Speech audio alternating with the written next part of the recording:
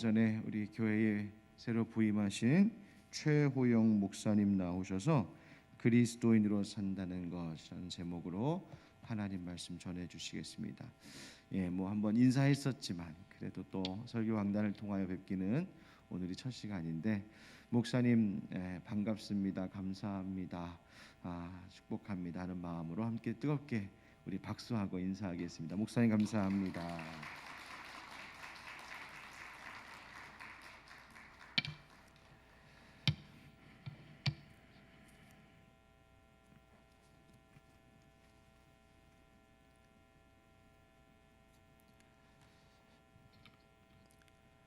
네, 할렐루야.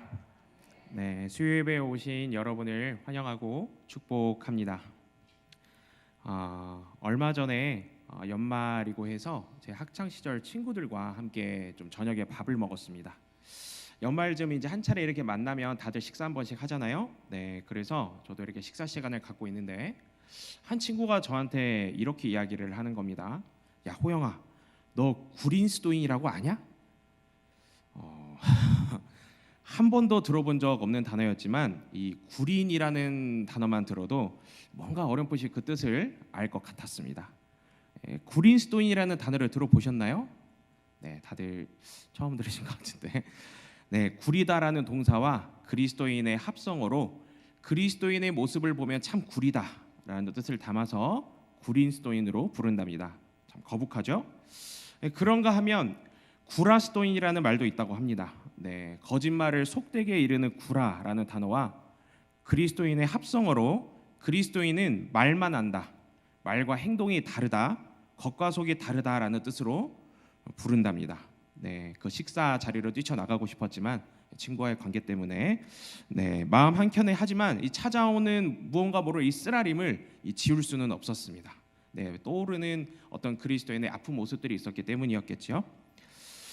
예수 그리스도를 구주로 고백하고 예수 따라 살아가는 그리스도인이 어쩌다가 구라스도인, 구린스도인이라는 오명을 쓰게 되었을까? 그리스도인으로 살아가는 것이 무엇일지, 또 그리스도인답게 살아가는 모습은 어떤 모습일지를 묵상하며 오늘 이 시간 말씀을 준비하게 되었습니다. 약 1년 전에 이맘때쯤에 인천에서 일어났던 흉기 난동 사건을 기억하고 계신가요? 네. 다른 사건으로는 이제 경찰 도망 사건이라고도 하는데요. 이 사건은 층간소음 갈등으로 이제 빚어진 흉기 난동 사건입니다. 그래서 일가족 3명이 큰 상해를 입었죠. 당시 범인이 휘두른 흉기로 일가족의 아내는 이제 경추에 부상을 당해가지고 90% 이상 식물인간이 되었고 뇌의 기능을 1살에서 2살 정도밖에 하지 못하는 큰 상해를 입게 되었습니다. 이 어머니를 보호하려던 딸은 얼굴 쪽에 흉기를 찔려가지고 얼굴 성형 수술을 5번이나 받는 큰 후유증을 겪었고요. 이런 아내와 딸을 늦게나마 보호하려고 달려들었던 남편이 오른쪽 손 인대 부상을 입은 것이 다행이다 여겨질 정도였어요. 그런데 이 사건 소식을 접한 사람들이 분노에 휩싸인 이유는 이 범인 때문이 아니라 정작 다른 곳에 있었습니다. 바로 현장에 출동한 경찰관들의 부적절한 대응 때문이었죠. 사건 발생 전에 피해자 이 일가 가족은요, 그 범인으로부터 생명의 위협을 느끼고 경찰에 무려 4번이나 신고 접수 전화를 했다고 합니다. 그런데 그때마다 경찰은 층간소음 단순한 분쟁이겠지라고 단순히 치부하고 넘어갔다라고 해요. 범인의 흉기에 찔려 쓰러지는 그 피해자 일가를 보고서도 당시 현장에 출동했던 여경은 소리를 지르면서 도망을 갔고 남경도 1층에서 함께 있었지만 정작 그 흉기를 휘두른 범인을 제압한 사람은 피해자 일가의 남편이었다라고 합니다. 여경과 남경은 남편이 제압한 뒤에 기절해 있는 범인을 테이저건으로 쏴가지고 하는 그런 엉뚱한 총국이 벌어졌다라고 하죠. 아무래도 사람이다 보니까 무섭고 두려운 마음이 들 수도 있다라고 생각을 합니다. 그러나 경찰이라는 직업은 그런 상황 속에서도 이겨내야 하는 부분이 있고 또 경찰은 이겨낼 수 있을 것이라는 믿음이 있기 때문에 사건이 터지면 시민들이 경찰을 찾고 또 신고하는 것이겠죠. 마냥 무섭고 두렵기만 해서 경찰답게 경찰처럼 말하고 행동하지 못한다면 시민들이 경찰을 더 이상 경찰답지 못하다고 여길 것입니다. 경찰 도망 사건을 떠올리며 여기 계신 성도님들께 더 여쭙고자 합니다. 주님께서 주신 오늘 하루를 나는 구린스도인 또 구라스도인으로 살아가고 있나요? 아니면 정말 그리스도인답게 그리스도인처럼 살아내고 있나요? 오늘 이 시간 그리스도인답게 살아내기 위해 꼭 필요한 세 가지를 제안해 드리고자 합니다. 세 가지를 머리로 기억하고 입술로 고백하며 삶으로 살아내는 저와 여러분 되시기를 소원합니다. 네, 화면을 보며 함께 읽어볼까요? 네, 그리스도인은 사랑할 수 있어야 합니다. 그리스도인은 사랑할 수 있어야 합니다. 네, 참 아이러니한 말입니다. 사랑할 수 있어야 한다니 너무나 아이러니한 말이죠. 소방관에게는 불이라는 단어가 떠오르고 판검사에게는 법이라는 단어가 자연스럽게 떠오르는 것처럼 그리스도인이라고 하면은 사랑이라는 단어가 자연스럽게 떠오르기 마련인데 사랑이라는 단어를 참으로 많이 듣고 사는 그리스도인에게 어쩌면 이 문장은 얼토당토하는 말처럼 들릴 수 있습니다. 그래서 저는 제안합니다. 그리스도인 하면 사랑이라는 단어가 떠오른다면 그에 맞게 사랑이라는 것을 할 수 있는 사랑할 수 있는 그리스도인이 참으로 되어야 한다라는 제안입니다. 사랑을 말하는 그리스도인과 또 사랑하는 그리스도인, 여러분은 무엇을 더 많이 보셨습니까? 그리고 나는 주님 앞에서 어떤 그리스도인입니까? 사랑을 말하는 그리스도인과 사랑하는 그리스도인은 그 뜻의 본질이 완전히 다르지요. 다 같이 고린도전서 13장 1절부터 3절까지의 말씀을 함께 읽어볼까요? 시작. 내가 사람의 방언과 천사의 말을 할지라도 사랑이 없으면 소리나는 구리와 울리는 꽹과리가 되고 내가 예언하는 능력이 있어 모든 비밀과 모든 지식을 알고 또 산을 옮길 만한 모든 믿음이 있을지라도 사랑이 없으면 내가 아무것도 아니요 내가 내게 있는 모든 것으로 구제하고 또 내 몸을 불살하게 내줄지라도 사랑이 없으면 내게 아무 유익이 없느니라. 아멘. 1절부터 3절까지 사랑이 없으면이라는 전제가 공통적으로 성경에 기록되어 있습니다. 사랑이 없으면이라는 이 말은 사랑을 언어로 말할 수 없다는 뜻일까요? 아니면 진정 사랑하지 않는다는 뜻일까요? 사랑하지 않는다는 뜻이겠지요. 기록된 말씀 그대로 사랑이 없다는 뜻일 것입니다. 본문에 기록된 방금 함께 봉독한 그 말씀에 기록된 사람의 방언과 천사의 말을 하는 사람, 예언하는 능력이 있는 사람, 산을 옮길 만한 모든 믿음이 있는 사람, 내가 내게 있는 모든 것으로 구제하는 사람은 입으로는 사랑하는 권사님, 사랑하는 집사님, 사랑하는 성도님 사랑을 말했을지도 몰라요. 그러나 그 예언과 믿음과 구제 속에 사랑이 없으면 아무 소용이 없다라는 것입니다. 그리스도인은 사랑할 수 있어야 하는데 사랑할 수 있어야 그리스도인인데 사랑을 언어로 말하는 것에서 그치고 이 정도면 되었다 만족하며 살아가는 모습이 세상 사람들이 바라보는 그리스도인이고 우리 또한 사랑을 말로만 하는 것에서 멈추어 서 있다면 그리스도인이라고 담대하게 또 부끄럼 없이 말할 수 있을까요? 이것은 마치 나 불 끌 줄 알아, 나 불이란 말이야, 내가 이런 사람이야 말만 많다가 정작 화재가 나면은 어쩔 줄을 몰라 하는 소방관의 모습과도 같다고 할 수 있겠습니다. 법이란 말이야, 내가 걸어다니는 법학 사전이야 말만 많다가 정작 엄중한 법으로 판결할 때가 되면 서성이고 헤매는 판검사의 모습이라고도 할 수 있겠죠. 우리가 교회에 오는 이유가 무엇입니까? 교회에 오는 이유, 우리는 교회에 사랑하러 옵니다. 믿으십니까? 우리는 교회에 사랑하러 옵니다. 예수의 사랑을 나누러 옵니다. 또 예수의 사랑을 전하러 옵니다. 단순히 말로만 사랑하기 위해 오는 곳이 교회가 아니라 나를 죽기까지 사랑하신 예수님의 그 사랑을 전하고 나누고 누리러 오는 곳이 바로 교회입니다. 그래서 우리는 사랑할 수 있는 그리스도인이 되어야 한다라는 거예요. 진정 사랑할 수 있어야 봉사가 사랑의 봉사가 될 수 있고 예언이 사랑의 예언이 될 수 있고 구제가 사랑의 구제가 될 수 있다라는 거예요. 예수님이 우리를 사랑하시되 죽기까지 사랑하심으로 그 사랑을 확증하신 것처럼 진정 사랑할 수 있는 그리스도인이 저와 여러분 되실 수 있기를 주님의 이름으로 축원합니다. 그리스도인으로 살아가는 것 두 번째 문구를 함께 읽어 볼까요? 네, 시작. 그리스도인은 주 안에서 자랑해야 합니다. 자랑. 이 자랑이라고 하면 부담스러워하는 분들이 계십니다. 어머, 교회 안에서 자랑하면 안 돼. 교회 안에서 자랑하면 덕이 안 돼. 학을 떼시고 막 힘들어하는 분들도 더러 계십니다. 그러나 참으로 아이러니한 것은 스스로 자랑하면 안 된다고 생각을 하면서도 은근히 주변에서 알아주기를 내심 바라기도 한다라는 거예요. 저 권사님네 돈 많대, 알아주길 바라고. 저 집사님네 가정 자녀가 이번에 서울대 갔다잖아, 알아주길 바라고.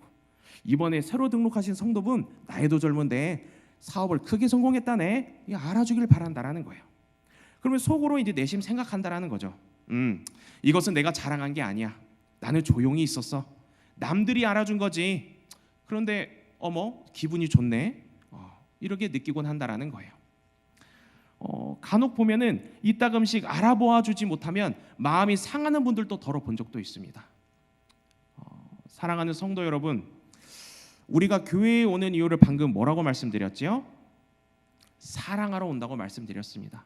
교회는 진정 사랑하러 오는 곳이지 자랑하러 오는 곳이 아니지요. 이것을 진실로, 이 사실을 진실로 믿고 받아들인다면 누가 알아주든지 알아주지 않든지 나는 흔들리지 않을 것입니다.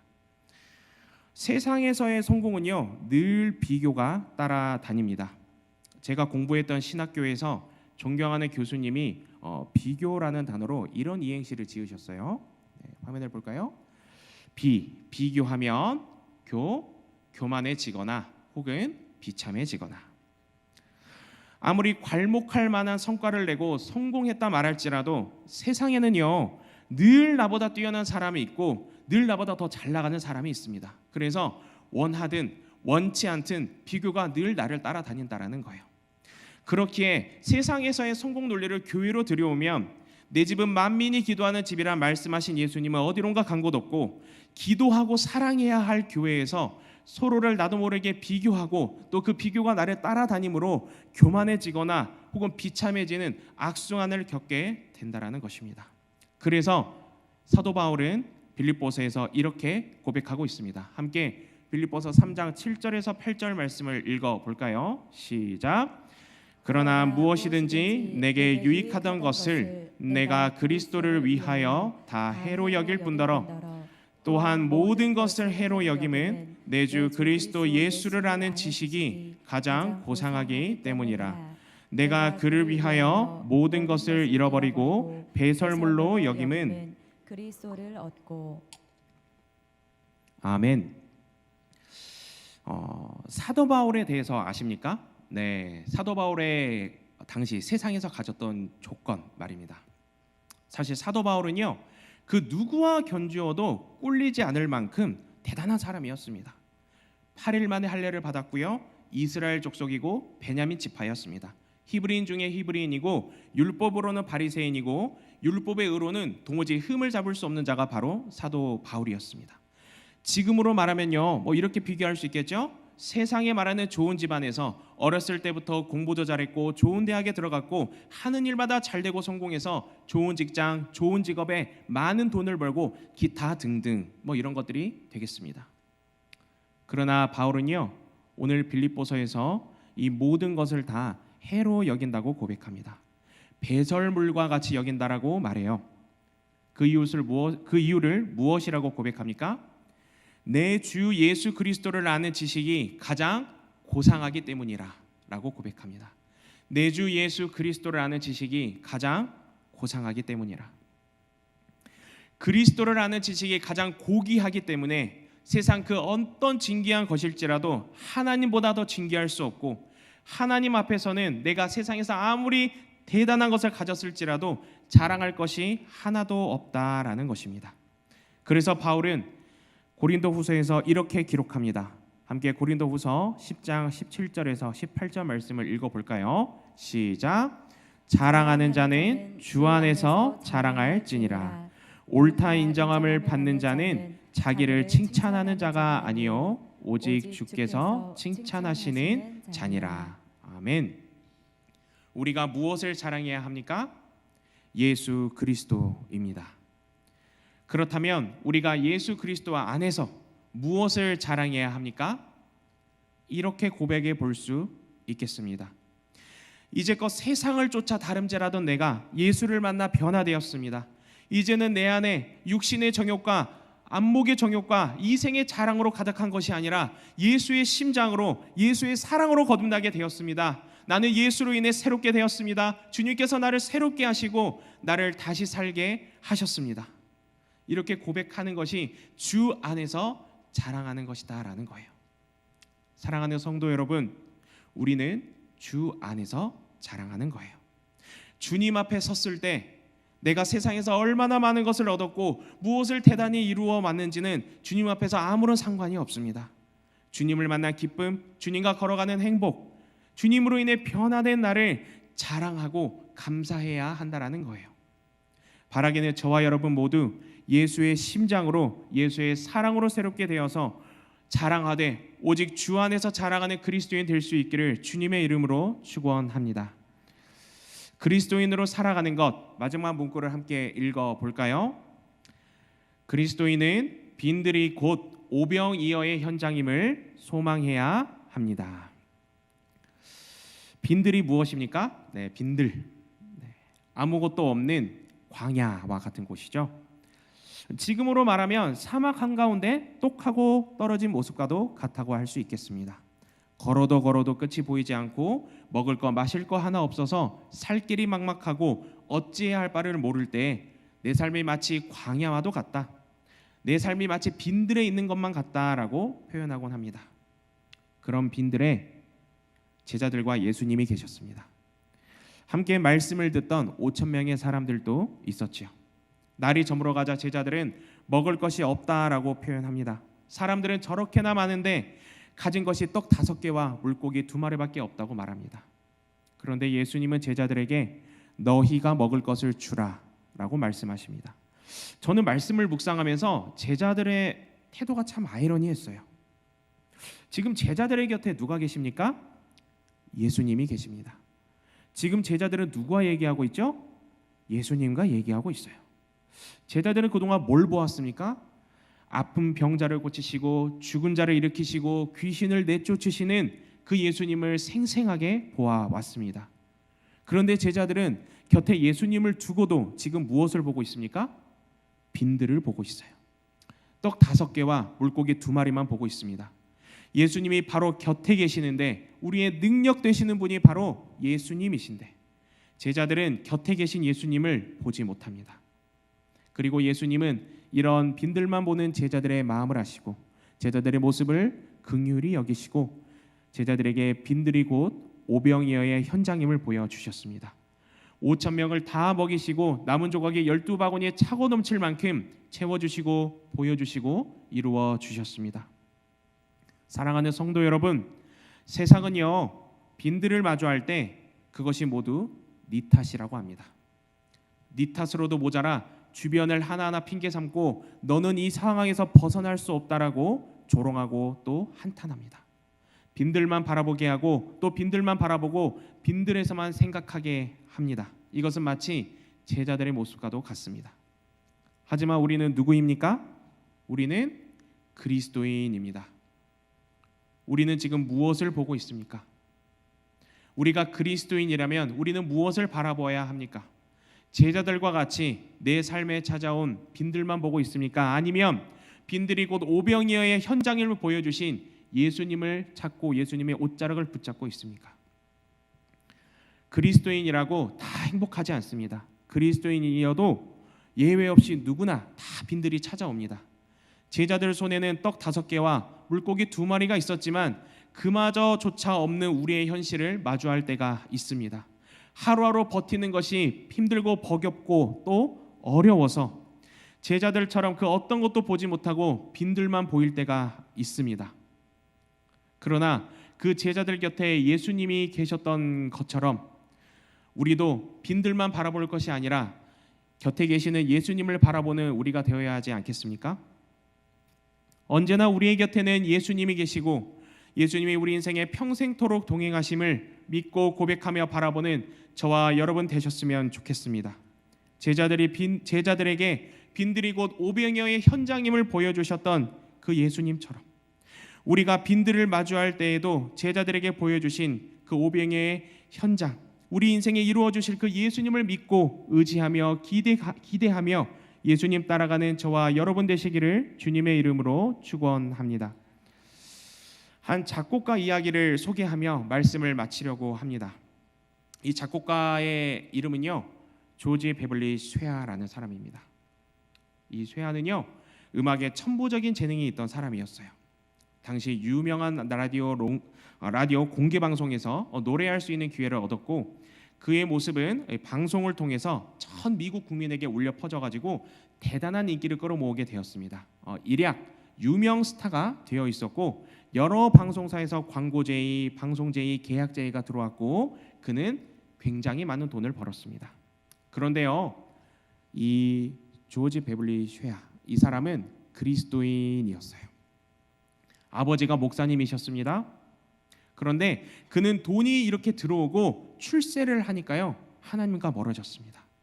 육신의 정욕, 안목의 정욕, 이생의 자랑이 좋았습니다. 세상을 벗삼아 자신의 성공을 자랑하며 살았습니다. 아버지가 목사님이시기 때문에 성가대에서 주님의 사랑을 이따금씩 찬양하곤 했지만 그 사랑은 모두 허울뿐이었습니다. 말뿐인 사랑이었어요. 그렇게 그리스도인답지 못하게 살아가던 그에게 한 여인이 찾아옵니다. 그 여인은 그의 어머니셨어요. 어머니는 아들을 불쌍히 여기시고 그에게 평소에 가장 좋아하던 시 한 편을 건네주십니다. 그는 어머니가 건네주신 시를 받아서 읽는데 그 시 구절이 마음 깊은 곳을 찌르기 시작합니다. 그리고 그는 무릎을 꿇고 통곡하며 엎드려 주님께 이렇게 고백합니다. 하나님, 하나님, 그동안 제가 말로만 사랑했습니다. 주님을 떠나 세상을 자랑하며 살았습니다. 돈과 인기에 취해서 잊고 살았던 예수 그리스도를 이제는 진심으로 찬양하기 원합니다. 그리스도인처럼 그리스도인답게 살기를 원합니다. 그는 하나님께서 주시는 영감을 따라 어머니가 주신 시에 곡을 붙이기 시작했습니다. 그렇게 탄생한 곡이 주 예수보다 더 귀한 것은 없네입니다. 주 예수보다 더 귀한 것은 없네. 이 세상 부귀와 바꿀 수 없네. 영축은 내 대신 돌아가신 그 놀라운 사랑 잊지 못해. 세상 즐거움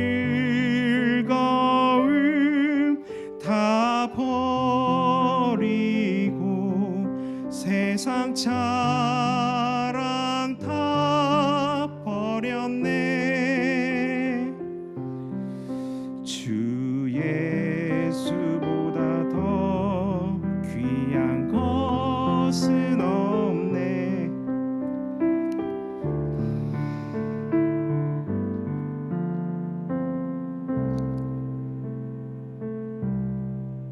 아멘. 주 예수보다 더 귀한 것은 없습니다. 믿으십니까? 우리는 그리스도인입니다. 사랑할 수 있는 그리스도인, 주 안에서 자랑하는 그리스도인, 그리고 빈들이 곧 오병이어의 현장음을 믿고 소망하는 그리스도인 되어 주 예수보다 더 귀한 것은 없음을 고백하며 살아내는 저와 여러분 될 수 있기를 주님의 이름으로 축원합니다.